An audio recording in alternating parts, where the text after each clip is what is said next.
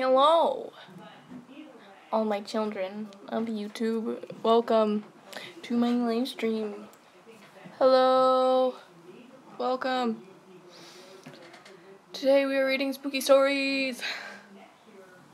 Yay. So, hello.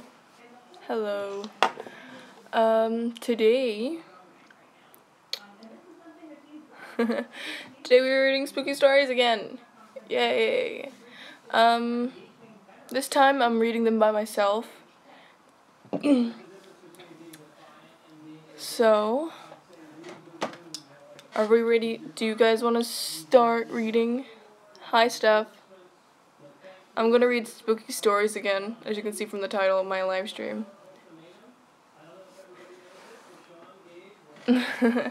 Anyway, so starting off, the man in the bunny costume. Creepy. I don't like people in costumes, really. Well, like, if they're, like, standing like that, really close to you. Anyway, okay. Narrator voice on. When I was younger, I used to live by the woods and could see a cemetery from my back porch. One Easter, I remember waking up and seeing the Easter Bunny, one of those terrifying costumes. And what really gets me is I remember smelling the wet hay. When I woke up, I didn't tell anyone, but there was an extra Easter egg in my house that my parents didn't hide. Years later, when I was in high school, I asked my parents if they ever dressed up like the Easter Bunny and came into our room. They said they would never go through so much trouble. Hello. Then my younger sister, who I shared a bunk bed with, when this happened, she said she remembers when the Easter Bunny came into our room and made a remark about the hay smell. I was terrified. Hey, Jaden. Hello. I was terrified that we both remembered seeing a person dressed as a bunny in our room. To make it even stranger, I told the friends I sat with at lunch what happened. One of the girls was my neighbor across the street. She told me one Easter a long time ago, she looked out her window during the night and saw the Easter Bunny standing in her driveway. I had chills. To this day, I am terrified of people in rabbit costumes. Just so you know, these are not my stories. These are stories that I'm reading off my screen right here. So, hello, everybody. Welcome. Hope you liked that first story. That was really short. No, excuse me. I'm not joined by anybody today, but I'm pretty sure Kyle's going to want to join me later. Okay, yeah, it's very spooky. Also, hi Jaden, it's been a while.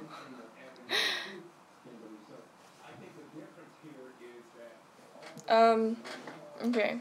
Next story. Story numero dos. The Ghost Babysitter. When my niece was really young, she was in a bouncer at my sister's house. I was house and babysitting. I had left her to go to the kitchen to grab some water. My sister's chocolate labs were probably sniffing and licking her head because I could hear her giggling like she was having a blast. I hadn't noticed how cold it had gotten. Then I heard it, a loud wooden snap. Like a thick piece of wood had been snapped in half suddenly, or a tree was knocked over. I ran into the room, and what I saw and smelled freaked me out. The dogs were huddled in the corner, whimpering. My niece was just staring at the ceiling corner with wide eyes. And it was cold and smelled like Stetson. I don't know what that is. I took her, and we decided to go to a different room. When my sister finally came home, I told her what happened. She just rolled her eyes and said, That's Hugh. I was confused. She said Hugh was the previous owner of the house and who had died 10 years before his wife sold it. She said he likes to follow my niece around, and you can tell it's him because the dogs freak out and it gets cold and it smells like cheap cologne. I don't believe in that shit. But I do believe that feeling it you get in your gut when something doesn't feel right. Yeah, I did. I moved my stuff on my desk around.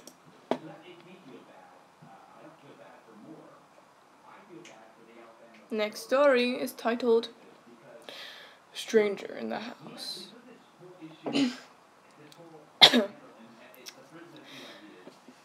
In college, I would go home every other weekend to work at the job I had since high school.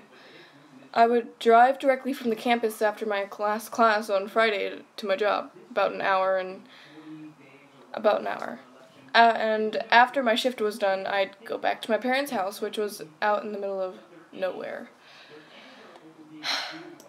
My parents weren't yet home when I got back from work.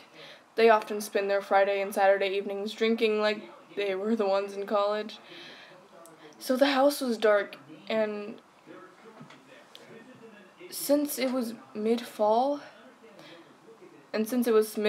so was the yard, save for the yard light. I pulled into my normal parking spot and got out of the car, and then I turned to open the back door of my car and get my backpack out of the back seat. That's when I noticed that the bathroom light was on. Was that light on when I pulled up?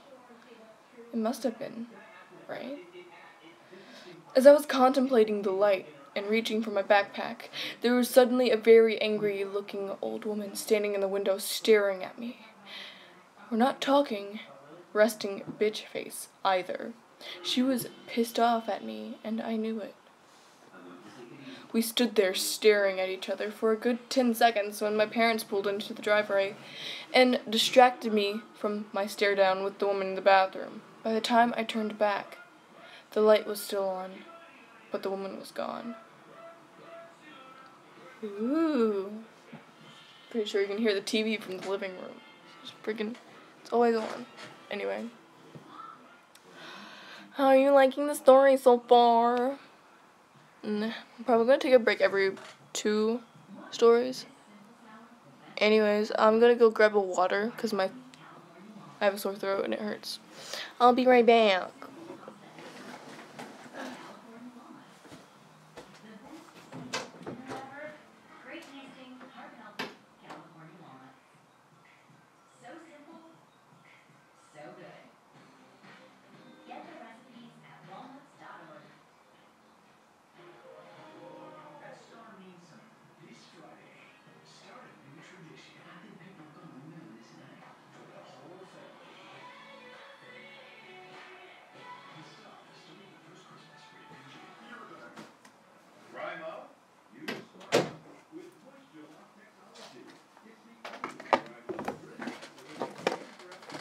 I am back.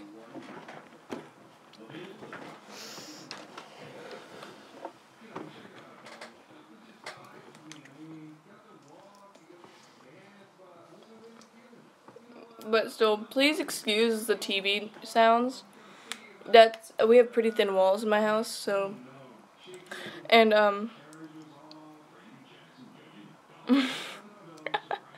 nice, Jaden, you're pretty late on that.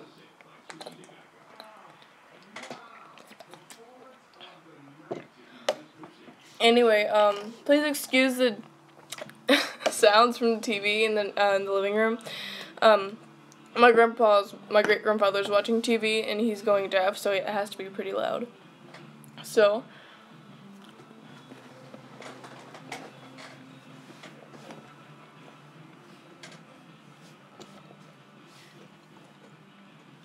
oh shoot, I almost dropped my glasses.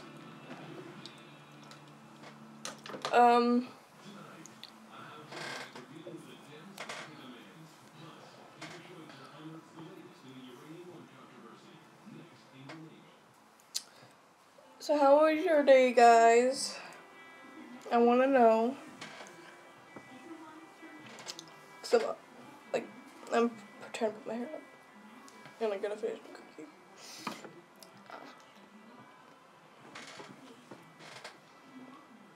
That's good.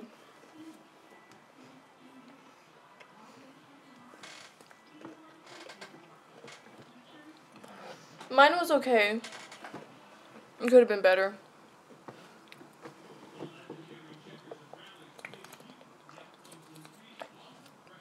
Okay. Your day was God? Okay. Good to know.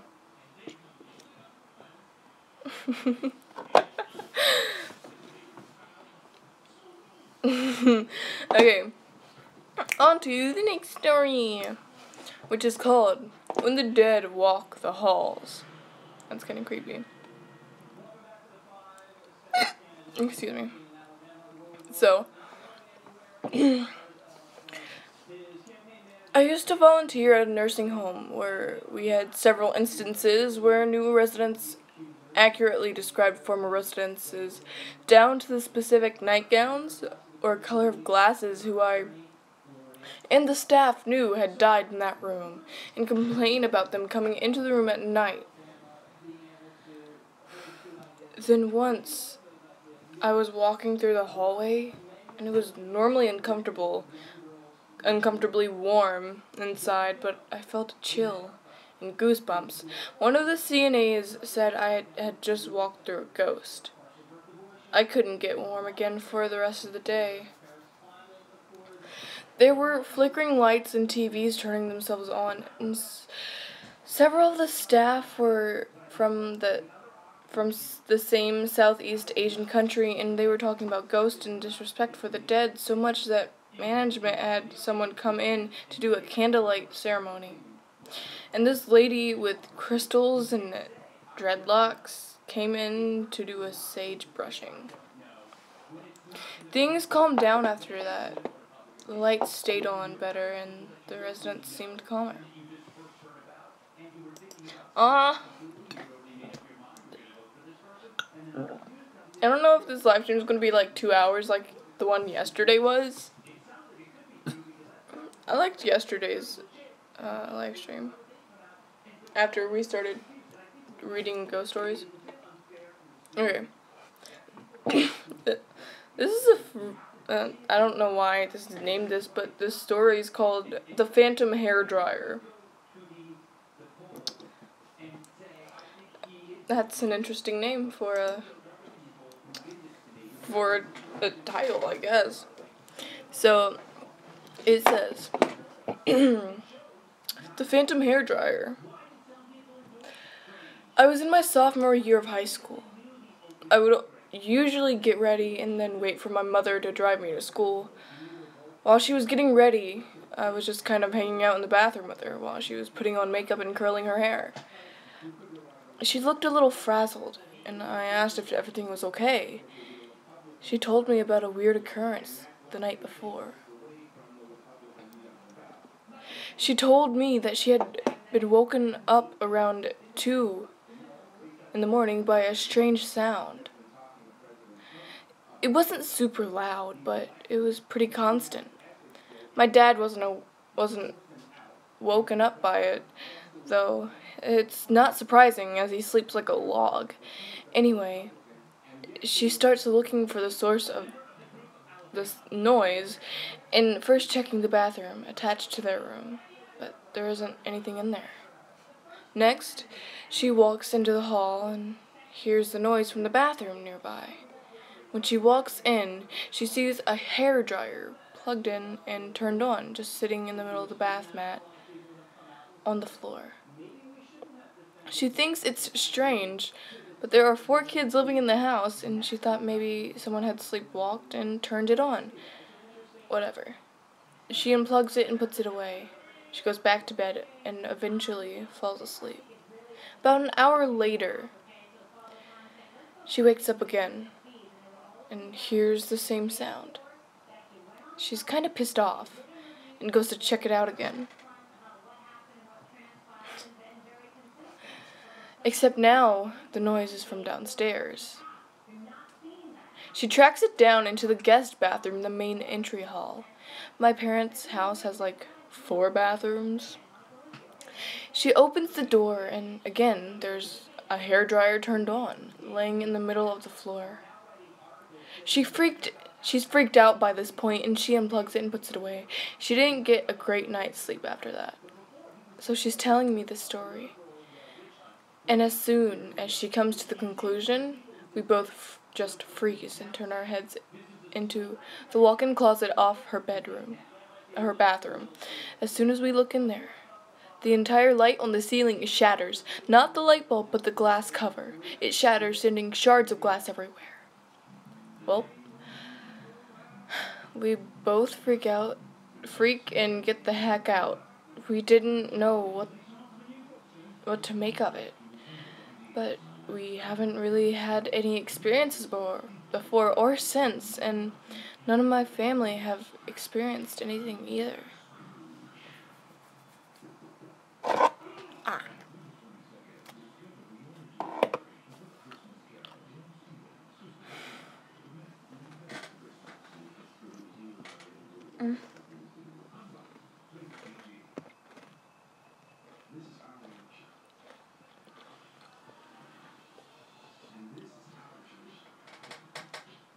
You see my vanity?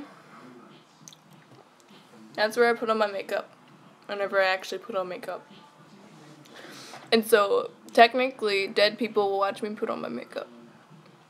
And, dance weirdly at like 3 a.m.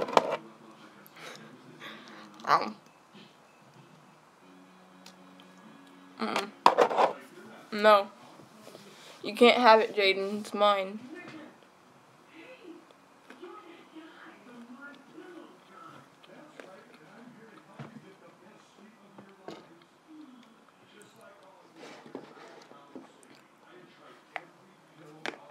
Spooky, my old phone box.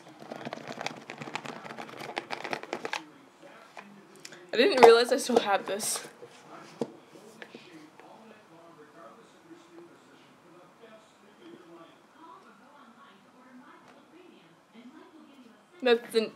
Wait, what? That sentence just confused me. Fine. You want it, Jaden?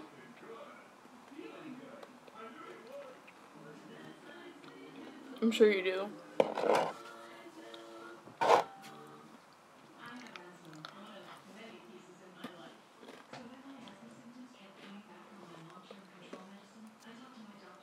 Eating cookies is my secret to having chubby cheeks.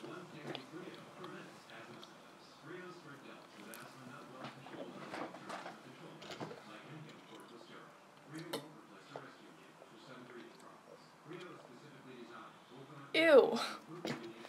There was a hair on the bottom of my friggin' water bottle. That was gross. Okay, excuse me. Alright.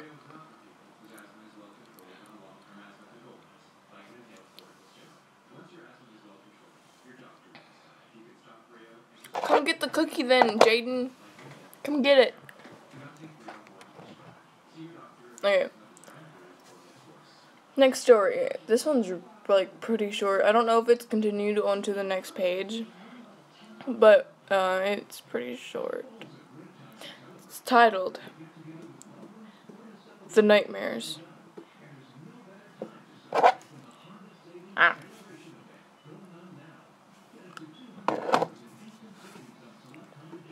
I'm pretty sure there are a few people that are gonna like take screenshots of my live streams. I took a screenshot of my own live stream earlier. I looked like a duck. Anyway, The Nightmares. I was a caretaker of a small uninhabited island off the coast of Maine, and my girlfriend and I started having synchronized nightmares about things that we had never discussed before.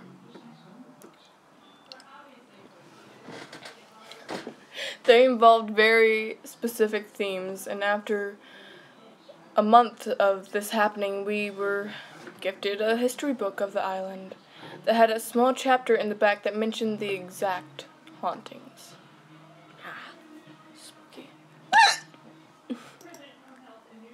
That one hurt.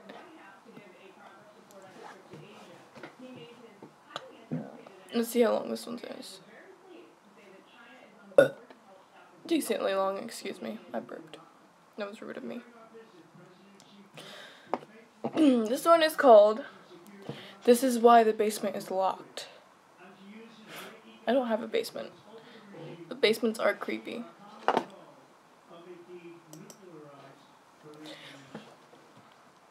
My mother was having dinner at a friend's house.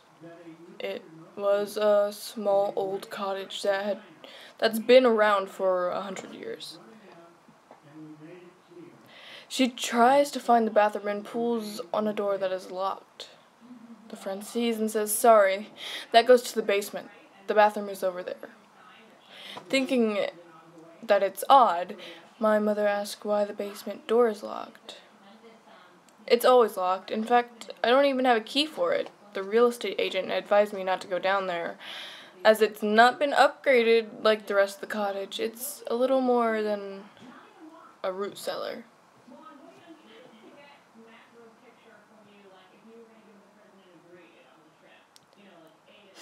I don't sound like a pig.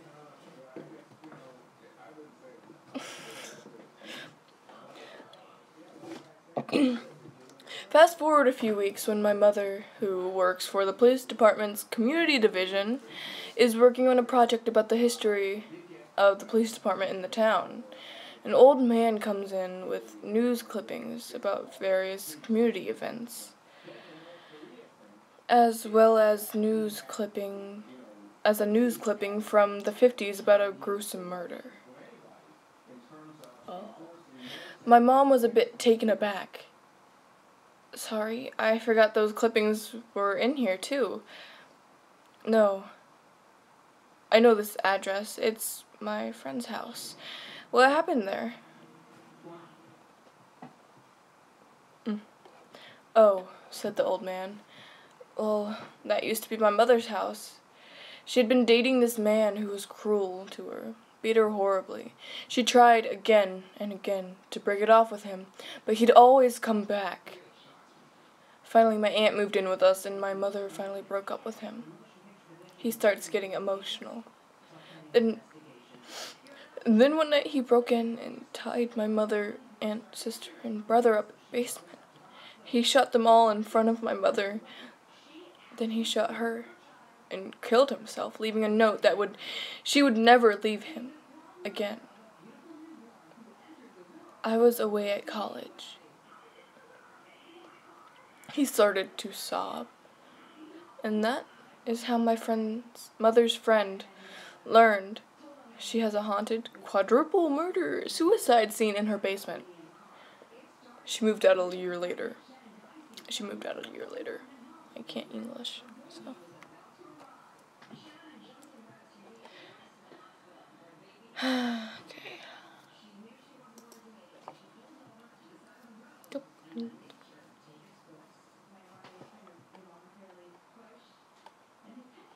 No, this is decently long. Okay. What I saw on the country road. Oh, okay. While in university, I loved finding snakes. I was a biology student, so a friend from a herpetology club showed me this road that he would cruise for snakes. Cruising is when you drive slowly down old back roads after dark looking for snakes that have slithered onto the warmer road to heat up.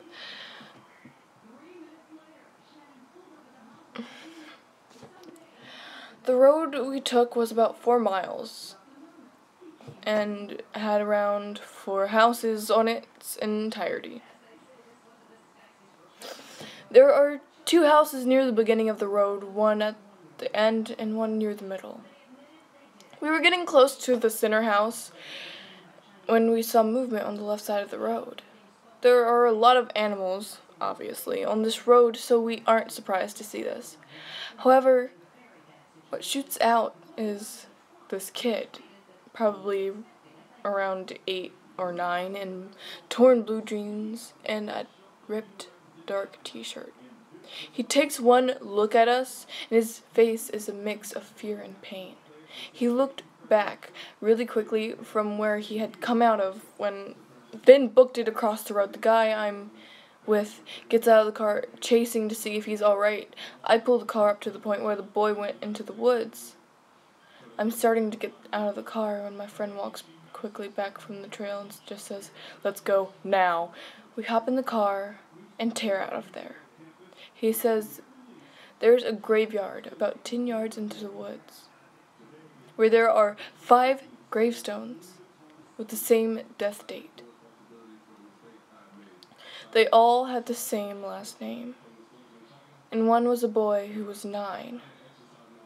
We never came back for the rest of the summer to that road.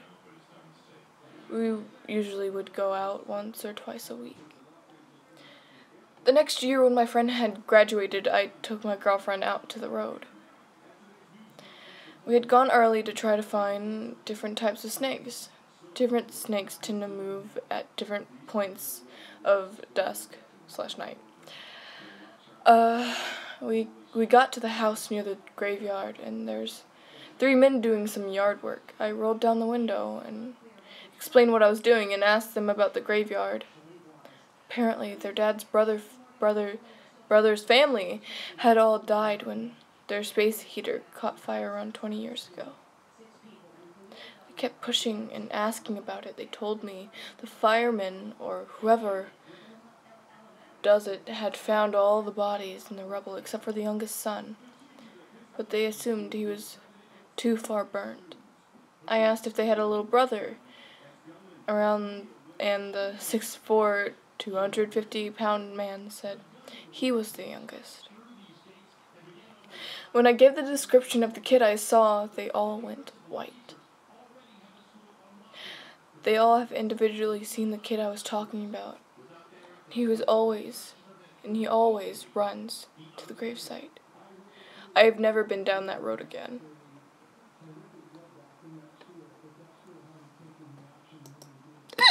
No, excuse me. I don't sound like a pig, by the way, when I do that.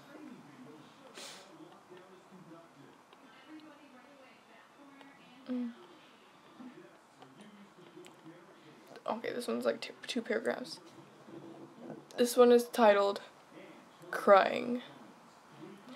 In middle school, my friend was in a church youth group, and they often had these overnights at the church that he would invite me to, and they were actually tons of fun. Towards the end of the night, the guy who ran it, he was chill AF, the Lord was with that guy, would let us play manhunt in the entire church area. Place where actual mass was held, kitchen, rec hall, nursery, etc. We turned literally every light in the whole place. We turned off. And all we had were tiny flashlights. It was spooky, but so much fun. One of these nights we were playing. We decided to hide in the closet in the nursery. We hid there for about 10 minutes, and out of nowhere, we heard a baby crying. We got spooked the fuck out and bolted out of there. In the morning, we went back to the nursery to see what could have caused it. We figured it was one of those toy baby dolls that would cry, but we found nothing. It still spooks me to this day, but I would give anything to relive it because I love paranormal shit. Me. I love paranormal things. They're cool. Bye, Steph. Love you.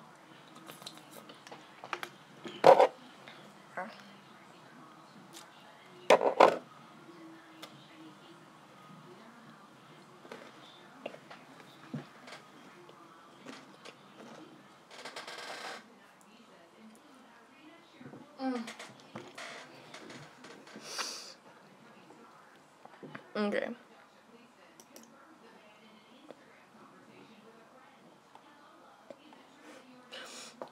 This one seems like a modern day horror story. It's titled Bad Connection. This was actually on Halloween morning one year. I lived in a small apartment with an open floor plan where you could see the entire apartment from the kitchen. I was in the kitchen packing my lunch to take to work when the TV turned on by itself. Volume on full blast, to some staticky channel that kept cutting in and out. I was nowhere near the remote or the TV, and had no other people or animals living with me who could have done it accidentally. Probably not the scariest thing I've experienced. I'm sure there are many perfectly reasonable explanations as to how it happened, but it definitely freaked me out at the time. It had never happened before, and hasn't since. Oh.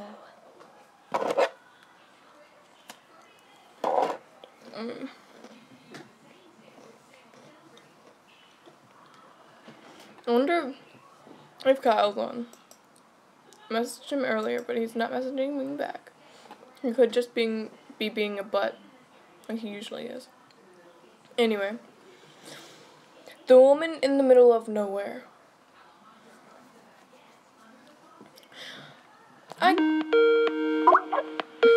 Speak of the devil.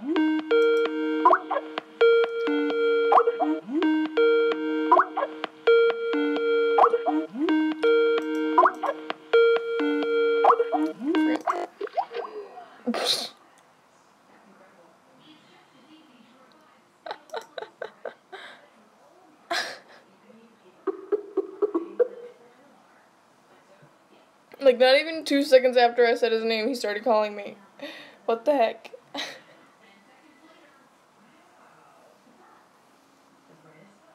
I'm calling him back.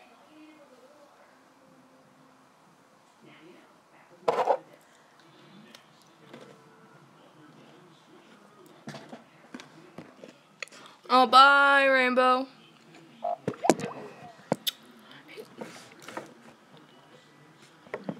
He didn't answer. Kyle, stop being a butt.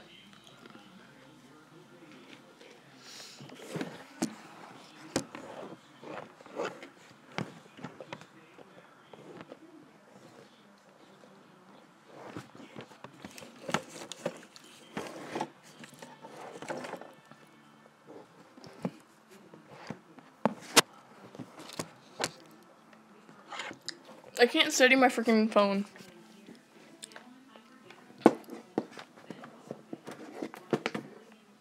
Shoot. You know what? I'm just gonna do what I did yesterday and lean my phone against the wall. Sorry. Okay, there we go. Oh, there he is. Now he's calling me again. There we go. Hi. I saw you live streaming. I said your name, and like not even 2 seconds. I know. Not even 2 seconds later, you called me. I saw that you were live streaming, and then I heard I'm gonna see if Kyle's online, and I'm just like, oh, I gotta mess with her now. Oh no, I said I don't know if Kyle's online. I didn't say I'm gonna see. You said something like that, and I heard that, and I'm just like, I gotta call her now. I was about to start reading a story too. It's like You're welcome. I lost track of how many stories I've read. I just like 2 minutes ago saw that you were live streaming. So this one is called "Who Turned on the Radio?" I'm also gonna be a butt. What are you doing? I'm just gonna obnoxiously chew on Fritos while you're reading. So.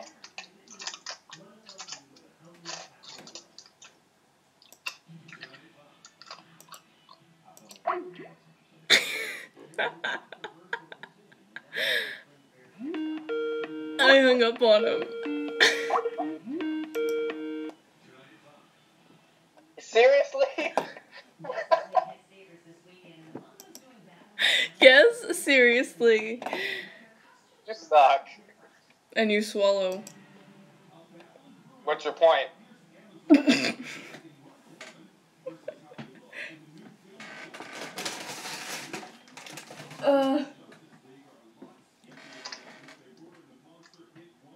My name is not Nova, by the way. Someone called you Nova? It was autocorrect.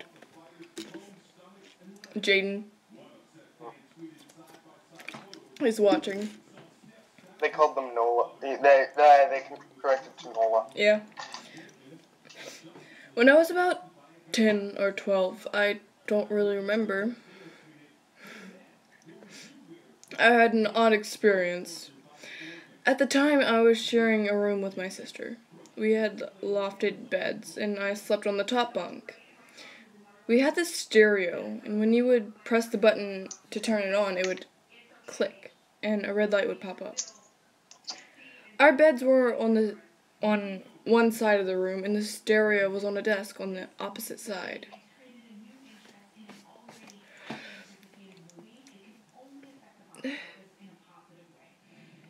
One night, I was woken up by the click sound that the stereo makes when the power button is pressed. I recognized the sound and sat up in bed. I looked over at the stereo, and the light blinks on.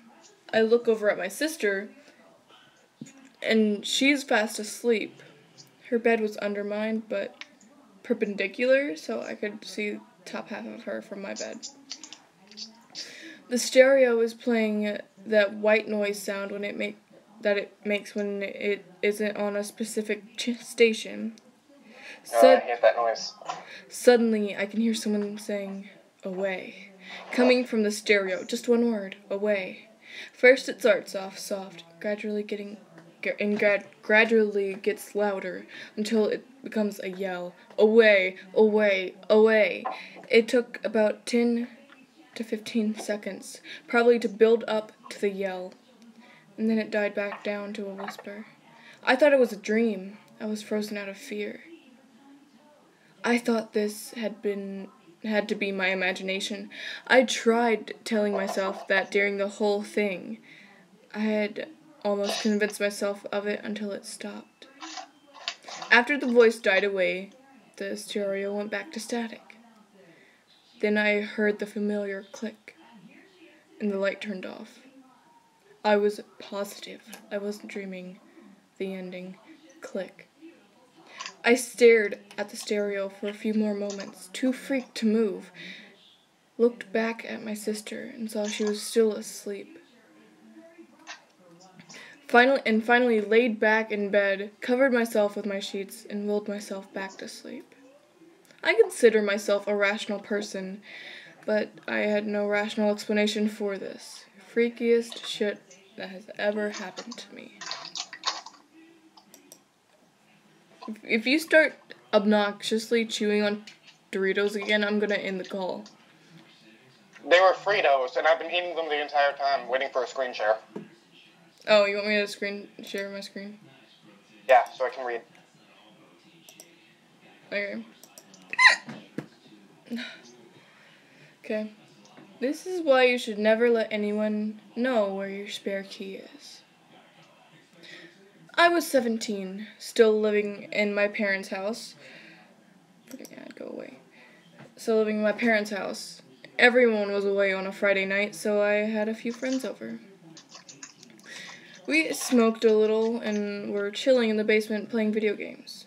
Two of my friends ran upstairs to get snacks out of the pantry. After a few seconds, they came running down the stairs yelling my name. They say somebody was just pulled into my driveway. I heard the dog start freaking out. I panic, thinking my parents are home. I scrambled to hide the weed and pipe we had sitting next to the back door. I walked up the steps and looked out the window. There was no car in the driveway. But my dog was still freaking out.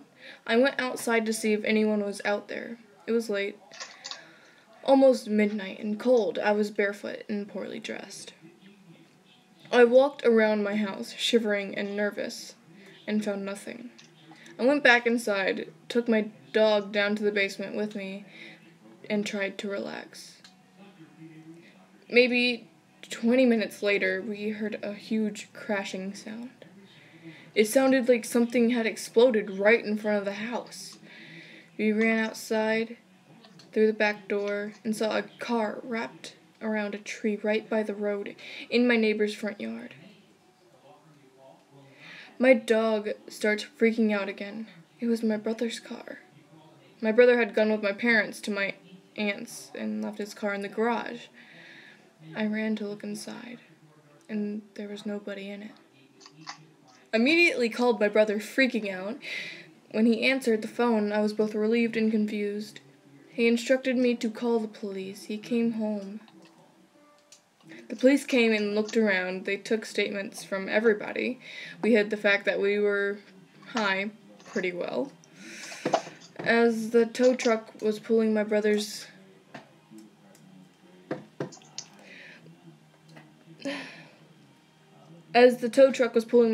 car out of the front yard, the police received a call about a break-in down the street.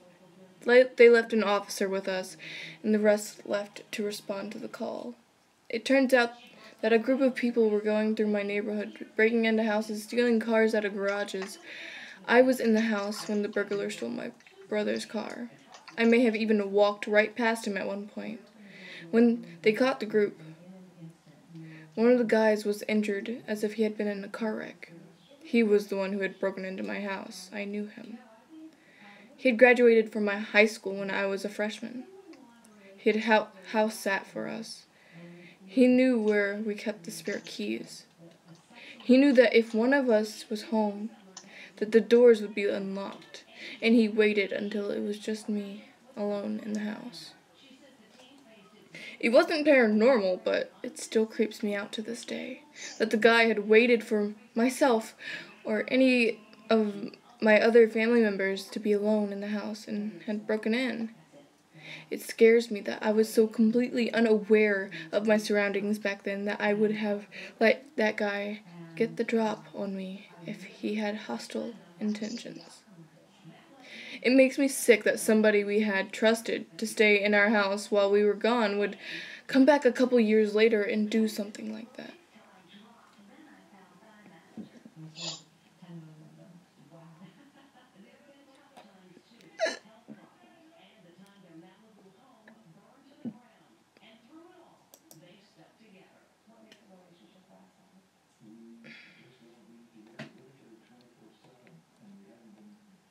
Okay, it's a long read. Alright. We'll split it like every other. Yeah. Okay. My fiance and I rent a house together, and we live alone. Also, it's titled, hold on. Two little girls were dancing in my bedroom. That's the title. And then my fiance and I rent a house together, and we live alone. Okay. Your paragraph now. About 2 years ago, my fiance and I were lying in bed. It was actually pretty late in the morning, 10:30 or 11 a.m. or so. I'd been awake for about 10 or 15 minutes, and my fiance was just waking up. We lied there, talking softly about whether or not we should get up yet, or try to go back to sleep for a bit. Since he had the first half of the day off of work, and it might be nice to catch up on sleep since we'd had a busy couple of days, he was lying on his back staring up at the ceiling. I was on my right side facing him, with my hand on his chest while we talked. In that position, I had my back to our bedroom door, which was maybe 8 or 9 feet away from the bed behind me. Suddenly, an odd feeling came over the room. Seriously, it felt like the air in the room was suddenly either sucked out or made very, very heavy.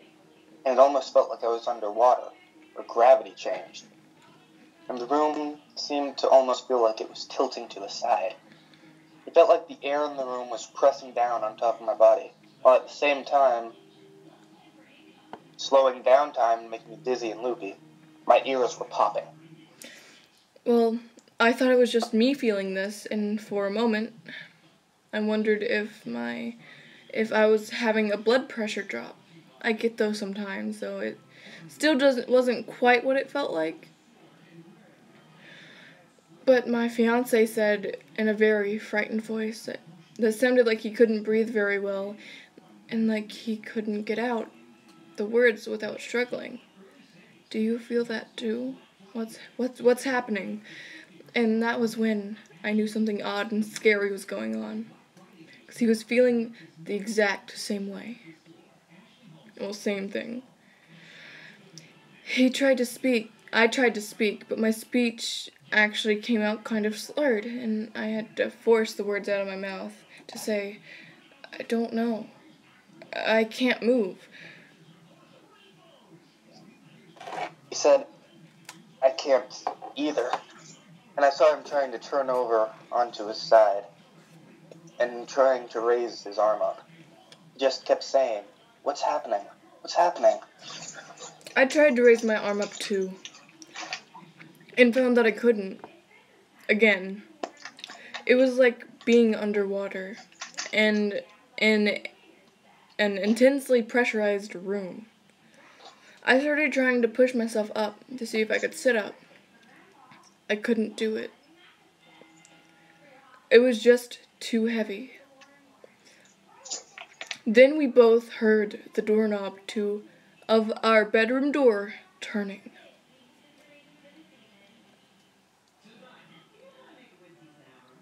It was turning over and over again, almost like someone was trying to come in, but they weren't jiggling it, trying to open the door. It was actually turning in a rhythm.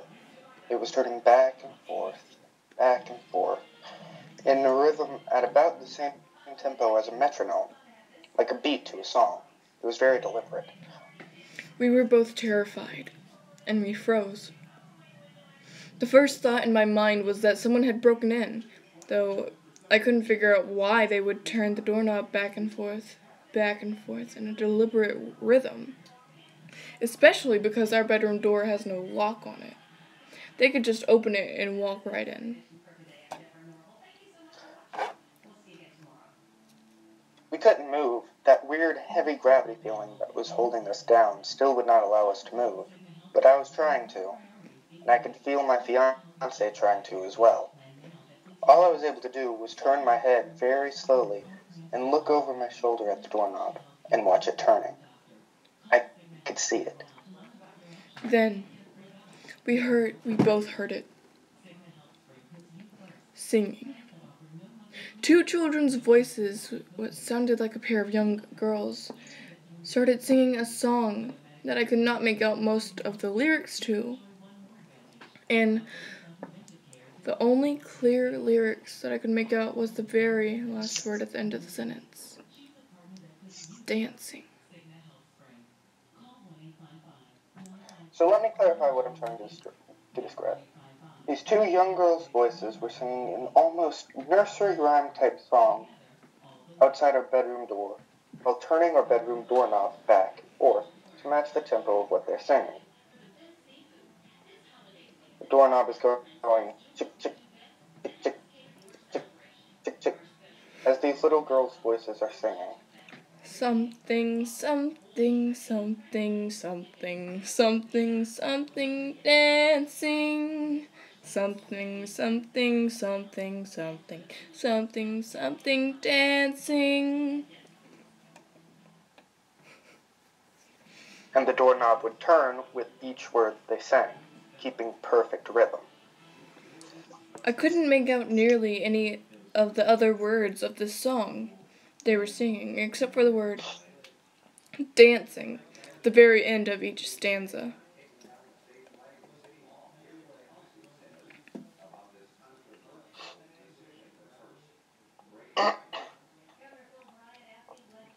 And they were singing it in a way that was kind of playful and taunting. Maybe, for instance, kind of like two little girls would do if they were teasing an older sibling, or their mom and dad, by coming up to a room they're in, shaking the doorknob and singing at them, just to tease. The song almost sounded made up, the way kids sometimes sing little made-up songs to be silly or playful.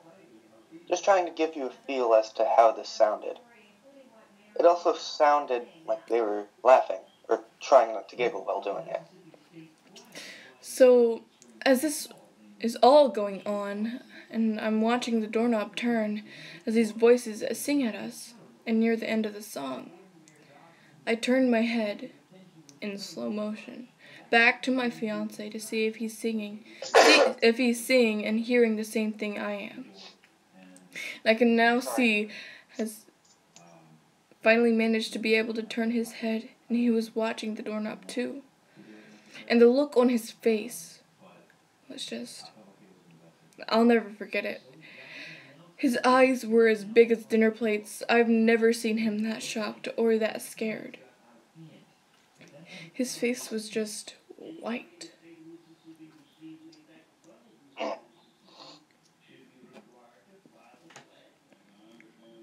And then the song ended. It was short, just 2 stanzas. Then just as soon as it started, the doorknob just stopped turning on the very last word of the song. I don't want to sing. Dancing. There you go. Thank you. And all at once, that heavy, dizzy weight that had been holding us down and making it so hard to move and breathe just lifted. It just went away, just like that. Suddenly we could move again. And the air and gravity felt normal. It seriously was all over, from start to finish, in about 10 seconds. My fiancé sat up and goes, "What the hell just happened?" And he jumped over me and out of bed, raced to the door, and yanked it open. Nothing was there. We don't have a hallway. It's a small house, and our bedroom door opens right up into the living room. And he just looked out into it and goes, "Nobody's out there." I got up and ran over to him and looked for myself. No one there. House empty, and our 2 cats were both backed up against the far wall of the living room, hissing and growling. They'd either heard it too, or even seen what did it. And from the spot right in front of our bedroom door, all the way through the living room, through the dining room, and out the kitchen door, there was this trail of heat. I don't know how else to describe it. It was just a trail of heat. The air just felt hot and oily, and you could almost see a haze, like fog, trailing from our bedroom door through the house to the kitchen door. We checked from... Oh, sorry. It's fine. Go ahead, and I'll read the next full paragraph. We checked both the front door and the kitchen door. Locked. Both locked. We both sat back down on the bed, and we were just shaking. We kept asking each other, did that really just happen? We both heard the same thing, right? And yeah, we both felt the air pressure holding us down in bed and making us move in slow motion. And we both heard and saw the bedroom doorknob moving back and forth in rhythm. And then both heard the 2 little girls singing that song. So I know it wasn't a hallucination or anything. The only difference was that my fiancé understood a couple more of the lyrics of what they were singing. Though not many, he said it sounded something like, "And we come in a dancing," or "We go and we go a dancing." It was just so unsettling and spooky. And to be honest, the way the girls' voices sounded, they didn't sound mean or creepy. They seriously sounded like 2 real little girls who were just having fun and teasing us. It didn't feel or sound malevolent or anything. It still creeped us out, just that it happened though. We were both shaken up for the rest of the day, and I begged him not to leave for work that afternoon, but he had to.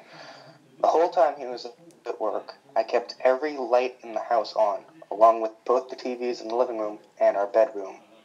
It never happened again, but it still creeps us both out just talking about it. Oh, that's creepy! I don't like little ghost children. Especially if it's a little girl, if it's little girls that sing nursery rhymes. I know, it is creepy.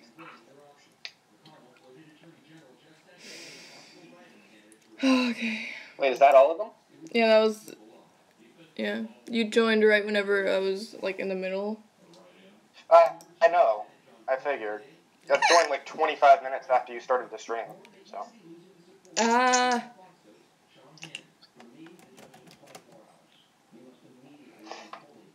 Don't type in true. Don't type in true. Take the true out of that.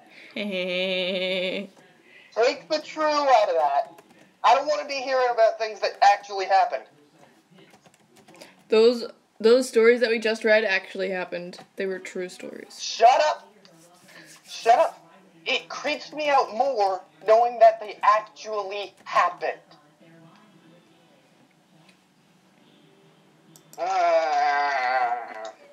Oh, bye, Jaden.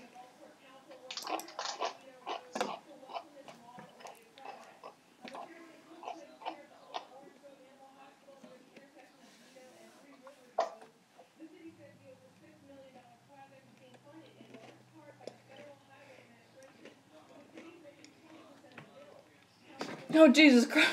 Oh, God, no. That gift scared the crap out of me. Oh, God, no. That was terrifying. I wasn't expecting that. No. Do not scroll up. I'm not looking at the phone. Okay. We're not looking at this one. Nope. That scared the crap out of me. Oh! There's a fly. I saw There's a something. fly in my house. What? I saw something that I like. 10 Southern ghost stories, guaranteed to make you shudder. Oh. Hey, we're Southerners! Yeah! Close to home.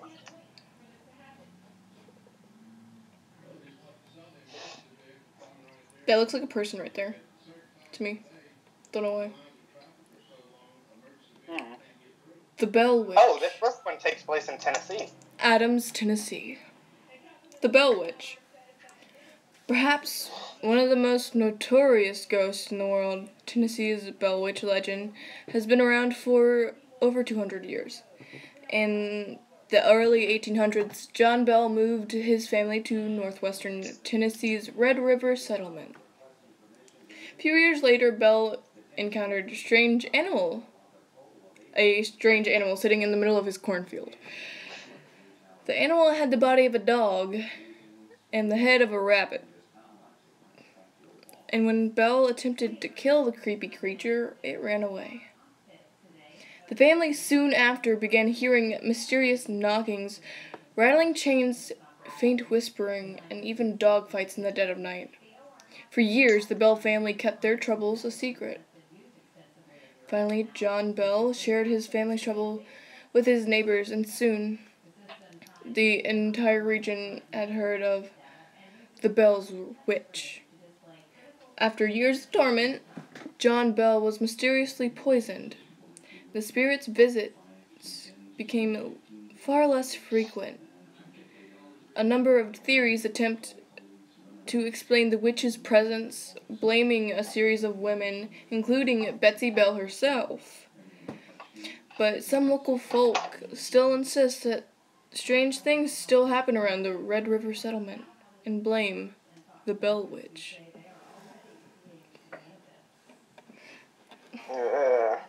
I just did a creepy smile at my camera, well, at my phone, so I'm like live streaming it on, and I was like,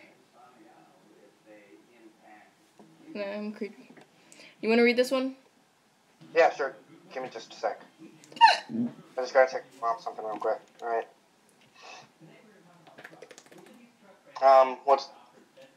Alright. It's loading. The screen share is loading. Charleston, Tennessee. The ghost of Lavinia Fisher. I probably butchered that name, but... Oh well.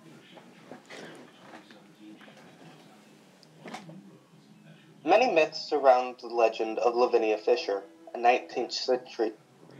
Hold on. Oh, Okay. excuse me.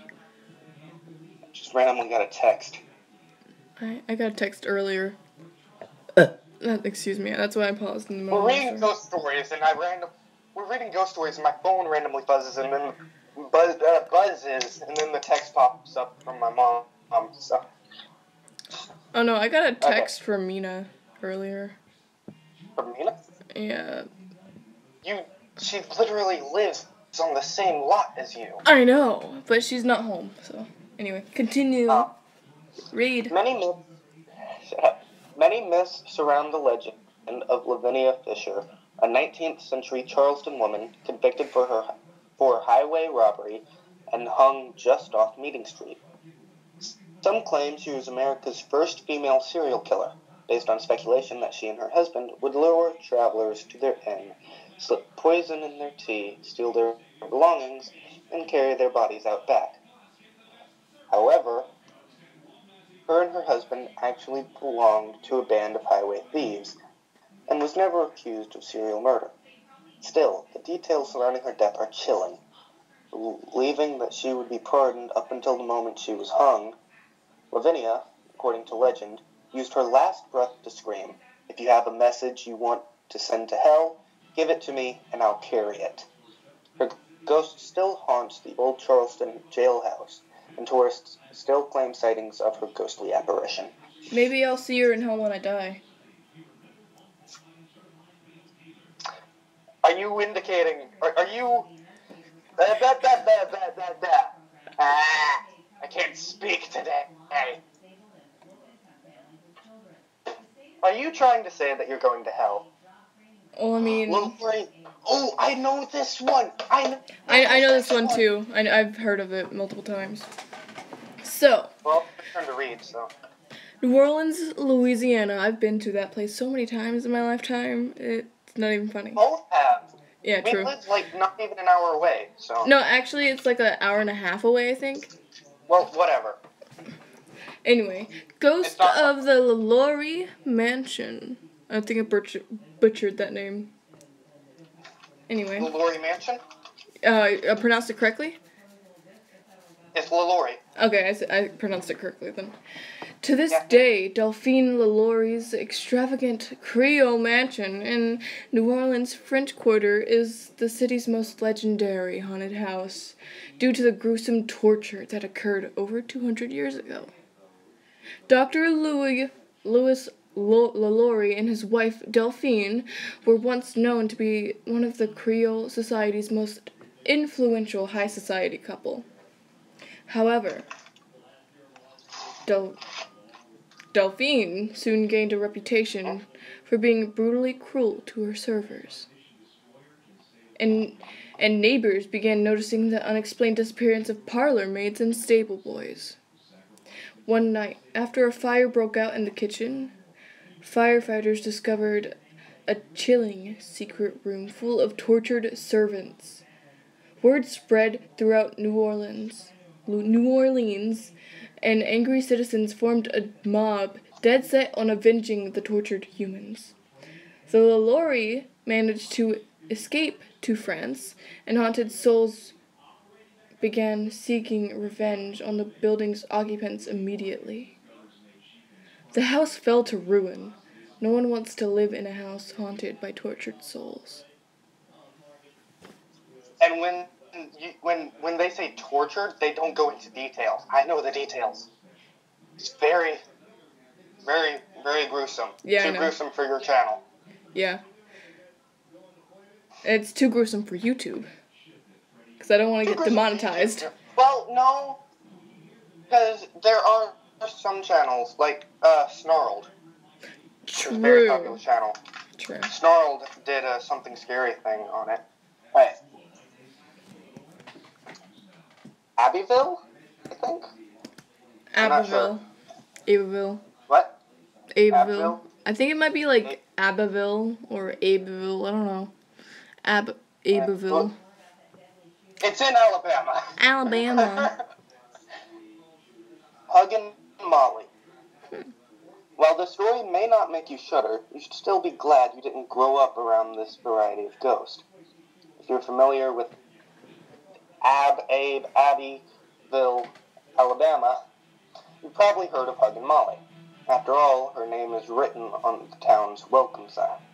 What the heck? The legend of Hug and Molly traces... What? I said, what the heck? Why is it written on the freaking welcome sign? Tourist attraction, most likely. Probably. Keep going. The legend of Hug and Molly traces all the way back to Ireland, but today she roams the streets of Abbeville. That sounds like Advil. I don't know how to pronounce it. I keep reading though. Wearing a long shroud, Hug and Molly appears only to young people out past their curfew. She runs up to these rule breakers, gives them a giant hug, and screams in their ear. For over 100 years, parents have been relying on her legend to teach their kids not to stay out after dark. Well... Oh, God, that's creepy! I guess she makes them go deaf. Holy crap. Rude. Well, all it says is screams in their ear. That means nothing. Well, okay, so what I gathered from that is she runs at them, grabs them, and locks them in a bear hug, puts her mouth to their ear, and just screams. The doorbell just rang from my house. Oh, God. And it made me jump. Who is it? I don't know. Go check. Okay, fine. Actually, no, don't go check. I want you to come back alive.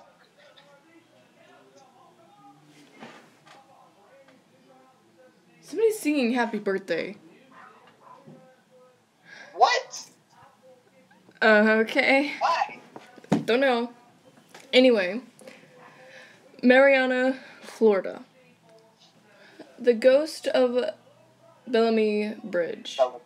Bellamy Bridge. Ghost of Bellamy Bridge. I've heard of this one before. There are many different... I have not. I've heard it like twice so far. This is my third time seeing it. There are many different versions of this story. Nonetheless, the Bellamy Bridge ghost might be Florida's most infamous ghastly legend. Bellamy Bridge is an old steel frame bridge that spans the Chipola River just north of Mariana, I don't know, well. On dark and foggy nights, Elizabeth Jane Bellamy is said to roam the swamps surrounding the bridge, mourning the loss of love cut short. Elizabeth was only 18 when she died, days after marrying her husband, local politician and planter Samuel C. Bellamy. In one version, her extravagant wedding dress caught fire the night of her wedding. In another, she contracted malaria. After her death, her husband, so stricken with grief, eventually committed suicide.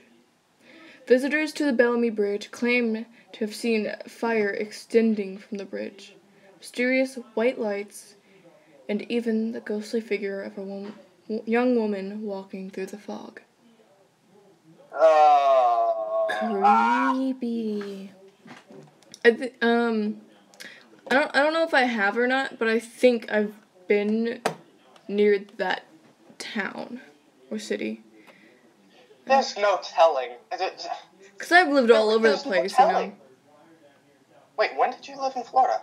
I used to live in Pensacola, Florida. Remember with my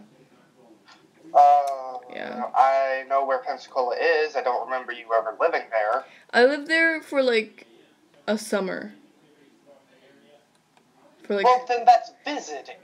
No, it's That's not technically living then. No, it's not. I stayed for like a summer and then I got homeschooled for a little while. A summer is 2 months. Lee. I'm trying to scroll up. This is taking too long. Okay. Okay. Ooh, you get this one from Alabama. Okay. Yeah. Frickin' scroll down. I hate this stupid laptop. It's so old too. It's like 3 years old. And it's getting. I noticed. I rewatched your live stream from yesterday, And I noticed, with me being on speaker and your phone then picking it up, it really distorts my voice a little bit. I know. I find it hilarious. Oh, shut up. Alright, next is Montgomery, Alabama. I could always freaking send you the gosh darn link, but no, you're too lazy. No, I could pull up the link, like we did yesterday. Yeah, because I'm not about to freaking try to do this, because this is getting really It's annoying. bothering you too much. Because freaking computer sucks, but yeah, there, freaking. Computer sucks, but. Shut up. I love how it pops up Southern Living Home Garden. Yeah, and then it's just The a first picture. one that appeared for me is the one that I needed. And then it was a picture of like a creepy looking house. It's really foggy. Okay. You can see like a figure standing out in front of it. Yeah, I know.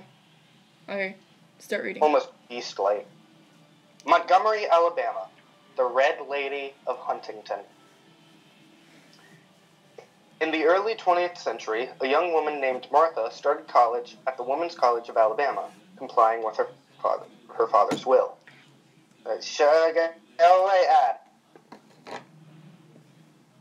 Martha's favorite color was red, and she decorated every surface of her dorm room in Pratt Hall in the crimson shade. Because she didn't make friends easily, Martha lived alone on campus. She was very unhappy. She retreated to her room, living in isolation, and only left her bed in the middle of the night. One evening, after failing to attend classes and dinner, Martha was found lying on the floor in her room, dead. To this day, generations of Huntington students have claimed to have witnessed Martha's ghost, the Red Lady, roaming around the halls at night, emitting a strange red glow. Creepy. You get Louisiana now. Wait. What's this one? Freaking scroll. Stupid.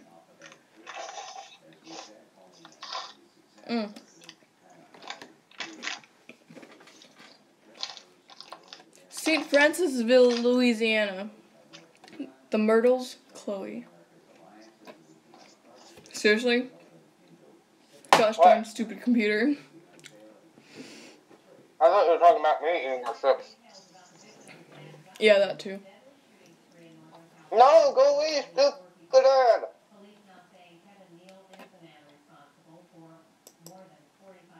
Okay. One of the legendary mini spirits haunting the Myrtles plantation in St. Francisville, Louisiana. The ghost of Chloe may be the most notorious. According to legend, Clark Woodruff, owner of the estate, was having an affair with Chloe, a house servant. Eventually, Woodruff tired of Chloe, and Chloe, fearing she would be sent back to the fields to work, began eavesdropping on family conversations to see if they spoke of her. Woodruff caught her and I'm going to warn you now, I've got grapes to wash. So, Okay. You're going to hear running water from my end. Okay. Well, mute your mic. But then I can't read. I'll read. You don't have to freaking read. I want to read. No! Like, why do you think No! I'm old? No. Stop it. I have a stick, and I know where you live. I have a fork and I'm ready. Woodruff caught her and cut her ear off. Cut off her ear as punishment. Jesus. To hide the scar, she always wore a green scarf. Now nobody knows if Chloe did what she did next to get back in the family's good graces or as revenge. She slowly poisoned a birthday cake, and Woodruff's wife and 2 children died. The other servants, ashamed at Chloe's evil acts, hung her in a nearby tree. While this legend may be pure folklore, A mysterious photograph of a woman's figure lurking in a shaded corner, taken in 1992, was perpetuated. I don't know. Perpetuated. I'm stupid, okay. Perpetuated Chloe's myth. Which means, I'm pretty sure, like... kept it alive. Yeah. Where's this next one? I don't know. This doesn't say where this next one takes place. Right. Dolly Madison.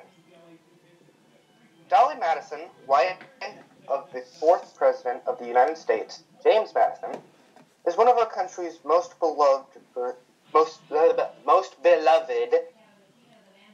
ladies. Known for turning the D.C. swamps into a social hub, Dolly endeared everyone with her wit and charm, but she didn't like to be tested. During her time living at the White House, Dolly built a beautiful rose garden. Years later, when Mrs. Woodrow Wilson occupied the White House, she requested the rose garden be replaced. Legend has it that the moment workers turned their spades, Dolly's ghost arrived and chased them all away. Now that sounds like a realistic story about a Southern woman. Mm-hmm.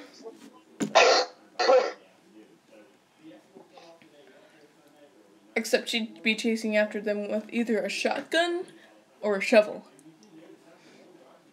Or a pitchfork. True. Shotgun, shovel, or pitchfork. Take your pick. Comment down below what you think she would be holding. Maybe an axe. I highly doubt that the fourth First Lady of the United States would be an axe murderer. She was just trying to protect her gardens, so probably a shovel. I was referencing a cold case that happened in Louisiana. The Axeman. Well, I wouldn't.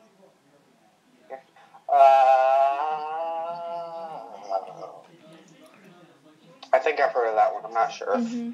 Anyway, on to South Carolina. I'm trying to scroll. My computer hates me. Yeah, my computer hates me. Well, it's 9 out of 10, so you won't have to worry about it for much longer. What is on my glasses? There we go.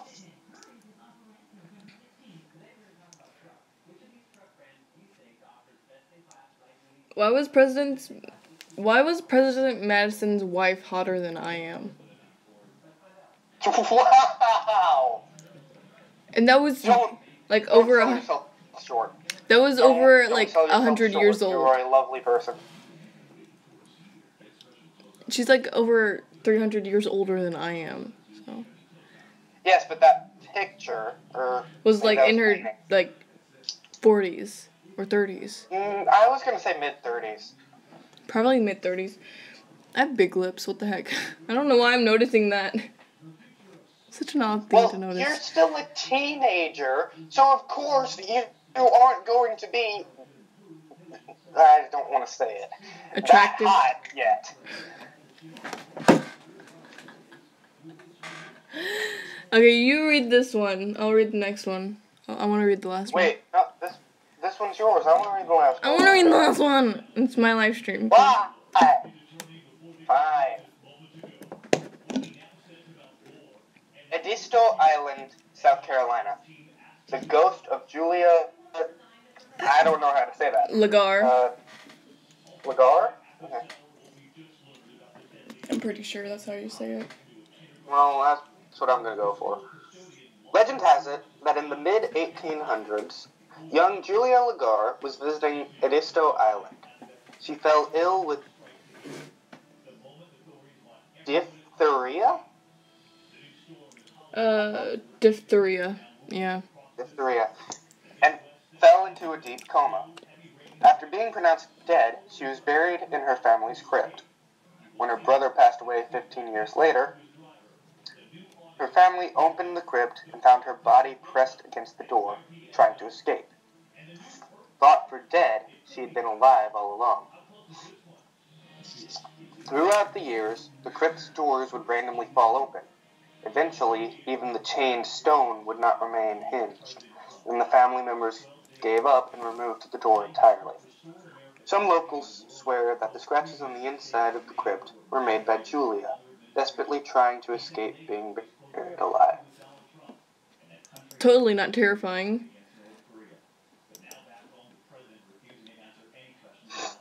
I wonder what it feels like being buried alive. Dark, cold, and lonely. Can't breathe, That's maybe? what I'm saying.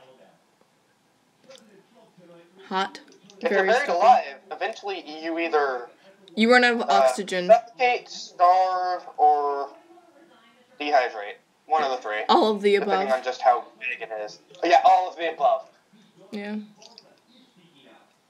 Because Because like in a crypt, in a crypt like that, like what she was buried in, chances are she would dehydrate before she suffocated.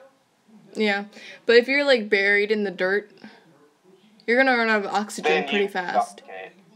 If you're buried in the dirt, you have a frickin' you're in a box. Now, if you're cremated, you die by fire. You're in a jump. If you're in a coma and someone cremates you and you wake up While getting burned, that's just some terrible luck. you die screaming. Yeah, you'd be burned. Why am I laughing at that? I don't know. I just find that hilarious. Graydon would probably. Well, again, chances are, if you're being cremated and someone's probably there, you start screaming, they open it up, turn it off, or do whatever. Did they put you in an oven? What did they do? What happens when someone's cremated? It looks like the ovens that they put. Well, it's not exactly oven. The what are they called during World War II? The Holocaust? Bunkers? No, where they burned the people at the concentration camps. The gas chambers. That's where they freaking poisoned them. They poisoned the air in gas chambers. Yeah. That's. Oh, gotcha. Yeah. My bad. Yeah. Gotcha. Anyway, okay. Savannah, Fun Georgia. fact, I'm a dumbass. I'm sure they already knew that.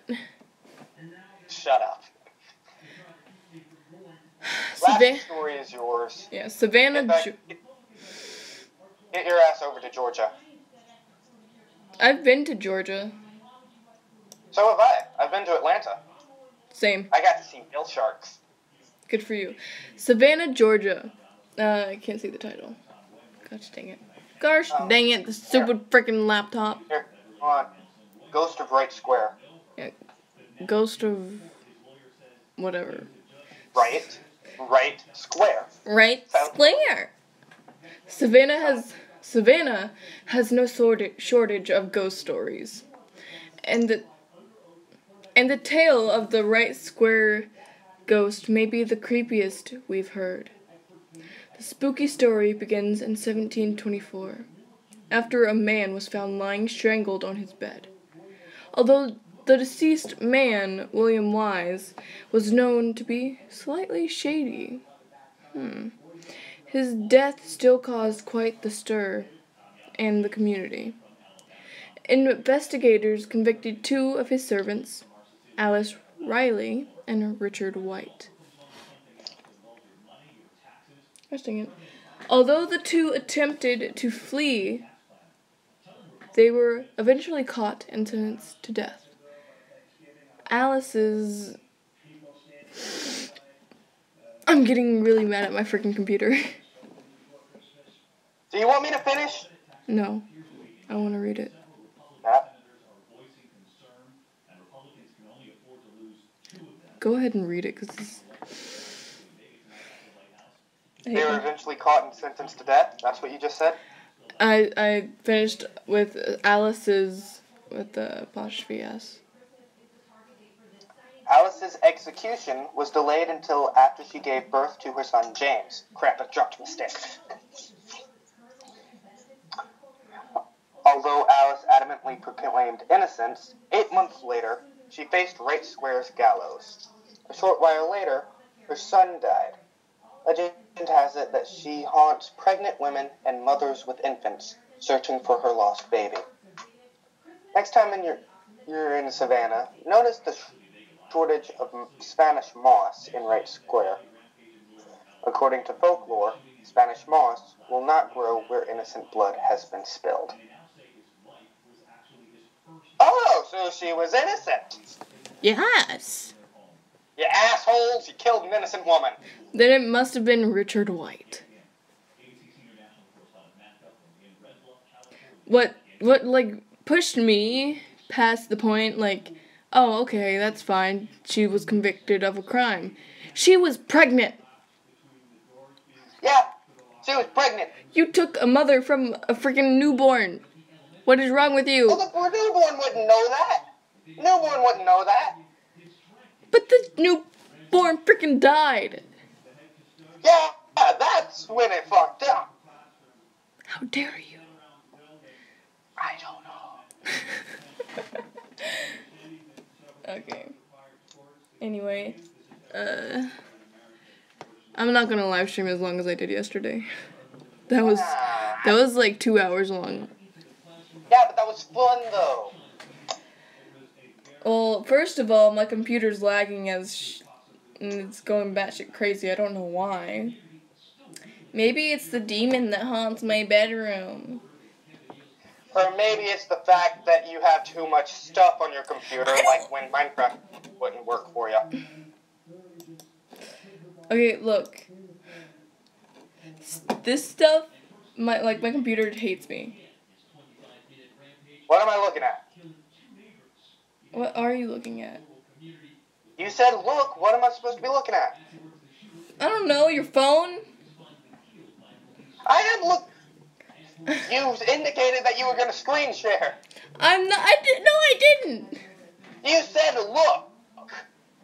And from my experience, that means Figure I'm of about to turn speech, on screen share. stupid. I want you to look at my screen. Figure of speech, stupid. Anyway, thank you guys for joining the live stream. I hope you enjoyed it. If you want to hear us read more spooky stories tomorrow, hopefully, if I'm not doing anything, because I have to pack for a retreat that I'm going to over the weekend, which I'm probably going to vlog, but it's like really religious, so who knows. I'll probably Comment down below. Comment down below if you want to see more of me. No, they don't want to see more of you. They want to see more of me, because I haven't really freaking posted it much on this stupid channel.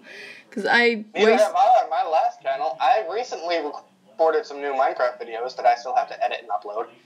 I procrastinate too much. That's why I don't. So do I. So. That's why I haven't I'm trying to make a very edited and uploaded. I'm trying to make a schedule for like live streams and videos. So. You should live stream every Friday or so. I'm probably going to live stream every Wednesday. Every Wednesday? Why Wednesdays? Middle of the week. I don't do anything on Wednesdays. Oh wait, no, I haven't. Okay, that's a good idea. We should do live streams on Friday nights, like a late night live stream. Yeah, because isn't that when your grandmother goes to the casino? She goes to the casino all week. What are you talking about? She went yesterday. Seriously? Yeah, she Every went. night? Pretty much. Oh wait, yeah. She went last I night. thought today. For some reason, I thought today was Saturday because I'm stupid. You are stupid. Shut up. What? I was just agreeing with you. Jesus. Fluff you. Fluff you. Anyway, I'll see you guys next time in a video or not, or live stream, whatever. Who knows? See you guys next time. Bye-bye. Bye-bye.